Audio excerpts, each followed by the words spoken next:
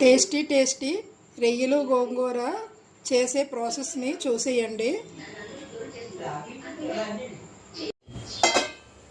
ఇప్పుడు స్టవ్ వెలిగించాను, కళాయి పెట్టుకున్నాను. రొయ్యలు గోంగూర తక్కువ ఐటమ్స్తోని కూర మంచి టేస్ట్గా వచ్చేటట్టు తయారు చేస్తున్నాను. ఇప్పుడు ఆయిల్ వేస్తున్నాను.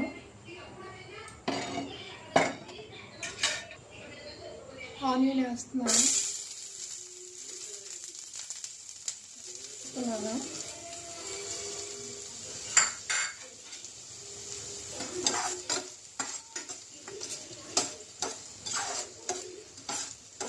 బాగా వేగిపోయింది. ఇప్పుడు నేను దీనిలోని రొయ్యలు వేసుకుంటున్నాను.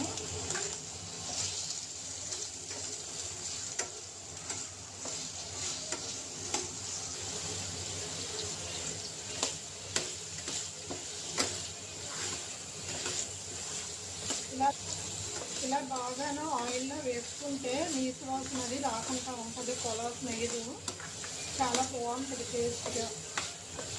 నేను ఇప్పుడు సాల్ట్ యాడ్ చేస్తున్నాను. ఇది ముక్కలకు కొంచెం పట్టేటట్టు బాగా వేసుకోవాలి. నెయ్యి చూసారా బాగా వేగిపోయి. ఇప్పుడు నేను దీంట్లోకి టమాటా యాడ్ చేస్తున్నాను.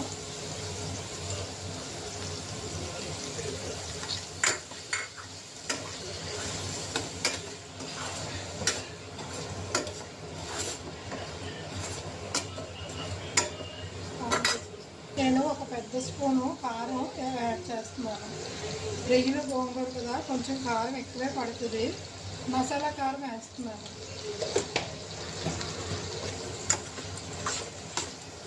దీన్ని బాగా ఈ రొయ్యలకు పట్టేటట్టు బాగా వేసుకోవాలి. చూడండి, ఆయిల్ అంతా ఇలా బయటకు వస్తుంది. ఇప్పుడు నేను గోంగూర యాడ్ చేసుకుంటున్నాను. వేసి మొత్తం కలుపుకోవాలి. మొత్తం ఈ రొయ్యలకు పట్టేటట్టు గోంగూర కలుపుకోవాలి. రొయ్యలు గోంగూర మొత్తం ఇలా మిక్స్ అయ్యేటట్టు కలుపుకోవాలి.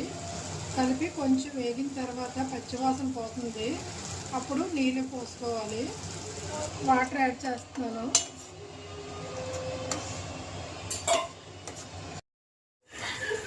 చూడండి, రొయ్యలు గోంగూర రెడీ అయిపోయింది. ఆయిల్ అంతా ఇలా బయటికి తేలిపోగలే కూర అయిపోయినట్టే. రొయ్యలు గోంగూర కూర రెడీ అయిపోయింది.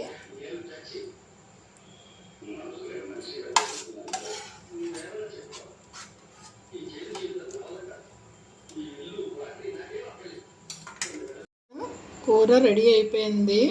చాలా టేస్టీగా తక్కువ ఐటమ్స్తోని సింపుల్గా టేస్టీగా చేసుకోవడానికి అనుకూలంగా నేను చూపించాను. నేను చెప్పినట్టుగా మీరు కూడా చేసుకోండి. ఈ వీడియో చూసిన వాళ్ళందరూ సబ్స్క్రైబ్ చేసుకోండి, లైక్ చేయండి, షేర్ చేయండి. Thank you for watching.